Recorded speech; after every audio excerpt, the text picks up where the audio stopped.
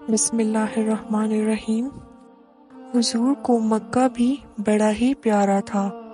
اس شہر سے بھی رسول کائنات کو بڑی محبت تھی، لیکن پتہ ہے مسلمانوں کو مدینہ سے اتنا پیار کیوں ہے؟ یہ محبت ذاتی نہیں، یہ بھی خدائی ہے۔ یہ نہ اللہ کی دی ہوئی ہے، یہ مالک کی عطا ہے۔ حضور نے دعا فرمائی مدینے کی محبت کے لیے، اور یہ جو ہمارے سینے میں چلتے ہیں اور ہمارے دل تڑپتے ہیں، ہماری اولادیں روتی ہیں، اور ہم سب کچھ قربان کر کے بھی اس شہر نور میں جانا چاہتے ہیں، تو یہ خدائی فیصلہ ہے، اللہ کی پیدا کی ہوئی محبت ہے۔ حضرت سیدنا فاطمہ رضی اللہ عنہا فرماتی ہیں، جب رسول پاک صلی اللہ علیہ وآلہ وسلم مدینہ تشریف لائے تو حضرت ابوبکر صدیق رضی اللہ عنہ اور حضرت بلال حبشی رضی اللہ عنہ کو بخار ہو گیا۔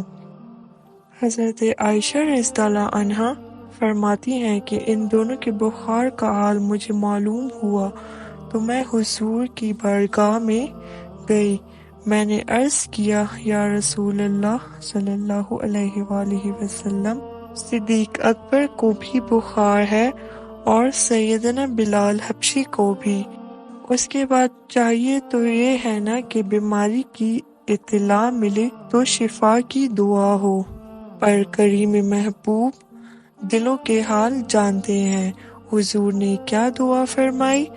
اے اللہ، جس طرح مکے سے محبت ہے ہمارے دلوں میں، اسی طرح ہمیں مدینے کی محبت دے دے۔